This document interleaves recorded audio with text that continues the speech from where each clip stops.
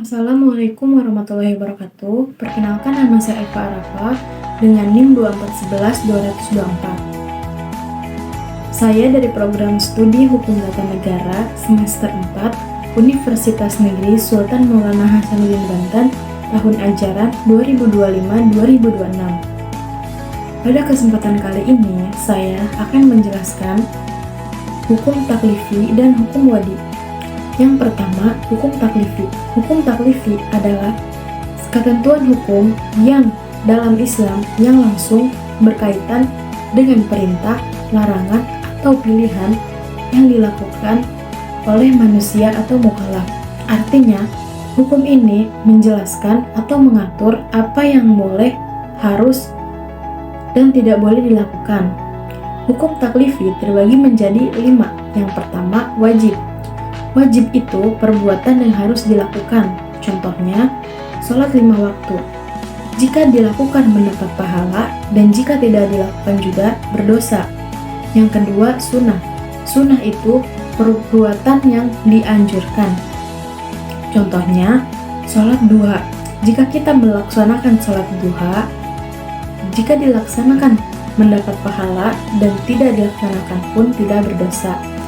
Yang ketiga itu haram. Haram itu perbuatan atau perilaku yang keras untuk dilarang atau dilakukan. Contohnya, mencuri.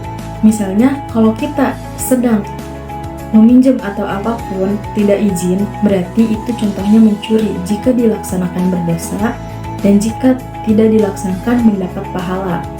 Yang keempat itu makruh. Makruh adalah perbuatan yang sebaiknya dihindari. Contohnya, misalnya kalau keadaan kita tidak darurat, kita tidak dianjurkan untuk memakan daging yang haram, seperti daging babi itu dilarang keras jika tidak mendesak. Yang kelima, mubah, yaitu perbuatan yang boleh dilakukan atau ditinggalkan. Contohnya, memilih makanan halal atau mau makan nasi. Misalnya, mau makan nasi atau roti itu kita bebas pilih, asalkan tidak berpahala dan tidak berdosa. Yang kedua, hukum wadi. Hukum wadi adalah ketentuan yang tidak langsung memerintah atau melarang, tetapi menjelaskan kondisi dan hal-hal yang mempengaruhi berlakunya suatu hukum. Hukum wadi tersendiri, adapun bagian dari hukum wadi. Hukum wadi terbagi menjadi 5. Yang pertama, sebab, yaitu sesuatu yang menyebabkan suatu hukum berlaku. Contohnya, ketika kita mendengar sholat maghrib, maka disitulah terjadi masuknya waktu maghrib menjadi sebab sholat maghrib. Yang kedua, syarat, yaitu sesuatu yang dipenuhi agar suatu ibadah itu sah. Contohnya, wudhu sebagai syarat sah sholat. Yang ketiga, yaitu mani atau penghalang. Mani atau penghalang, yaitu sesuatu yang menghalangi berlakunya hukum. Contohnya, seperti haid yang menghalangi kewajiban sholat bagi perempuan. Yang keempat, sah, itu perbuatan yang sudah memenuhi semua syarat dan rukun. Contohnya, sholat yang dilakukan dengan wudhu, menutup aurat, dan menghadap kiblat.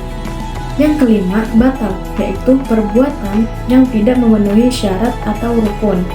Contohnya, sholat tanpa wudhu sehingga tidak dianggap sah. Jadi, kesimpulannya, hukum taklifi ini fokus pada apa yang harus dilakukan atau apa yang tidak diperbolehkan.